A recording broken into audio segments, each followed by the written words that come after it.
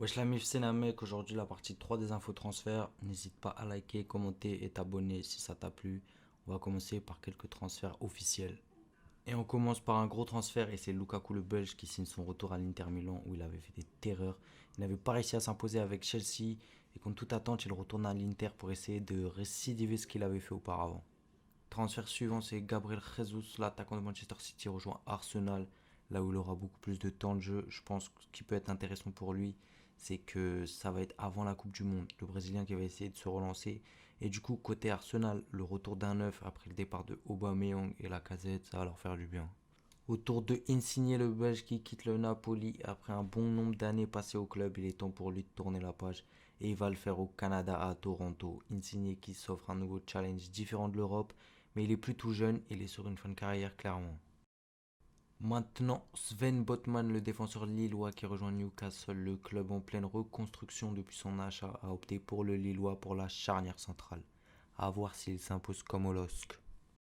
Autour du jeune Xavi Simons qui quitte enfin le PSG, le club qui l'a tué.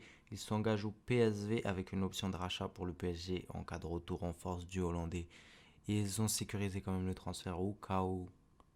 On passe encore à un Belge, c'est Divock Origi qui quitte Liverpool et s'engage au Milan AC. Le champion d'Italie en titre, il aura de la concurrence en attaque, mais s'il a du temps de jeu, je pense vraiment qu'il peut être très très intéressant, ça reste à voir.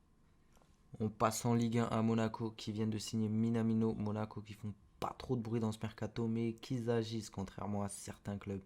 Entre leur vente et maintenant leur achat, c'est pas mal pour Monaco.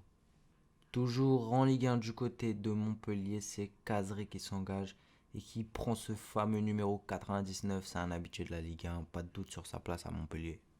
On passe à l'ancien Fernandinho qui quitte City pour faire un retour au Brésil, à l'Atlético 17 ans après son départ. Il est clairement sur une fin de carrière. Voilà pour les principaux transferts du moment, mais maintenant on passe aux grosses rumeurs du moment.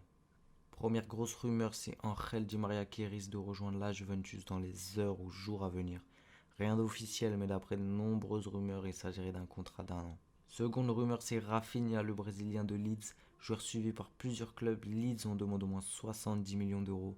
D'après de nombreuses rumeurs, il serait annoncé au Barça, affaire à suivre. Et pour finir, la dernière grosse rumeur, c'est Raheem Sterling, l'attaquant de City. En manque de temps de jeu est annoncé à Chelsea. Chelsea qui a déjà formulé une offre. City en avait demandé plus et Chelsea va pas hésiter à faire une seconde offre. Il pousse le dossier Sterling. Bon, la vidéo est terminée. J'espère que ça vous a plu. N'hésitez surtout pas à liker, commenter et vous abonner. Ça donne la force de ouf. Sur ce, moi je vous dis à la prochaine. Ciao.